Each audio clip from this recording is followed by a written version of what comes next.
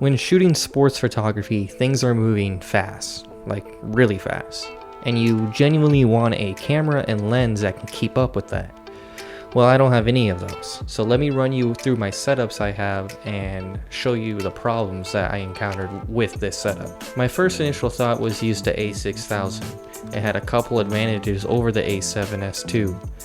First, knowing that it would be a fast-paced shooting environment, the autofocus is noticeably better. Second, this camera does shoot 11 frames per second, and I would get a lot more of the action than the A7S II's 5 frames. With the A7S II, I would literally be missing half of the shots I would get with the A6000.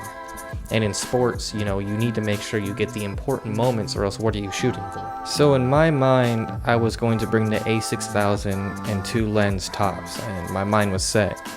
But last second, I decided to bring my camera bag with the rest of my gear, and I'm really glad I did. As soon as I started taking some photos with the A6000, it wasn't working for one reason. I had to push the ISO of the camera way beyond what I was imagining I had to. In my mind, the lights inside the gym would be more than enough for a smaller sensor camera. I had to rewrite part of this script because, being honest, after reviewing more of the A6000's photos at 2500 ISO in particular, I'm not too upset by the low light performance than I initially thought. I think that in particular, the photos with the coach talking to the players was extra underexposed, and I think in editing I tried to compensate by pushing up the exposure, which in turn made more noise.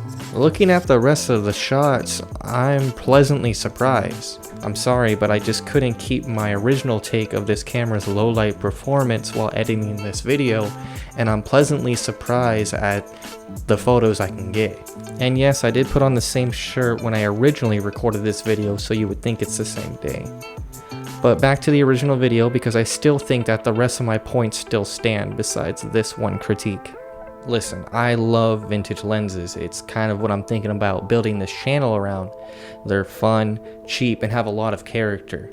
Not having a modern telephoto lens, I thought to bring my 200mm Super Takumar, which I am making a review video about, so subscribe for that. It would be able to get into the action and get more dynamic shots, but it's an f4, which does not help with the low light problem at all. I could see this setup working a lot more for daytime sports outdoors like football, something that has a lot more light than inside.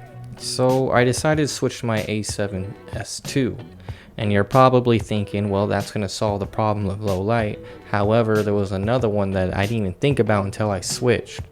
The A7S II had focus peaking on, and I know I'm probably going to hear in the comments that the A6000 does, but I didn't think about that whatsoever. I got this A7S II, ran with it, and honestly, I haven't really touched the A6000 that much. That being said, I didn't even realize how much I was struggling pulling focus with the A6000 with the manual Super Takumar lens.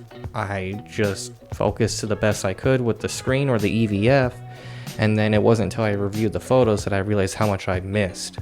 Using the A7S II with focus peaking, I was a little bit more confident that I had the focus because you can physically visualize it.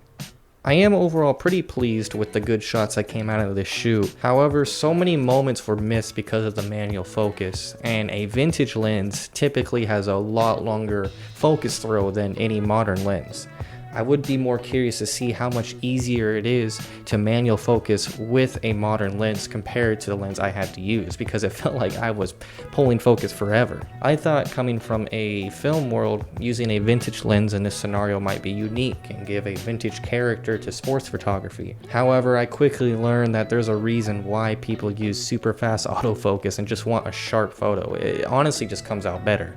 All of that brings me to the best setup of the day, and it was by far the A7S II with the Sony FE Nifty 50.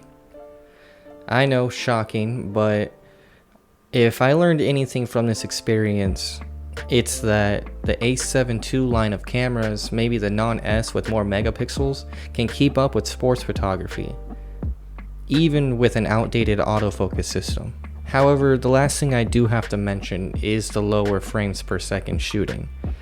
Simply put, it's not fast enough. I shot this as a personal project for my sister's basketball team. However, I would not rely on this slow shooting speed for any paid gig. And quite honestly, I would understand if a client was upset because my camera wasn't fast enough to get the most important moment. I dove into sports photography with a old 12 megapixel slow autofocusing camera and a set of vintage lenses that I probably should have kept on the shelves. Well, what would I do if I'm you and I'm watching this video hoping that you were gonna hear about this awesome cheap sports photography setup? Well, I would first subscribe because I have new content coming out soon, and also focus on getting a good set of prime lenses.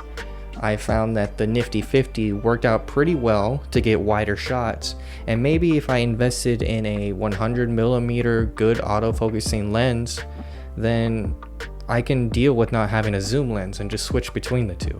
Well, that's gonna do it. I hope you enjoyed my little journey through sports photography. I got new videos coming out every week, and I'll see you next time.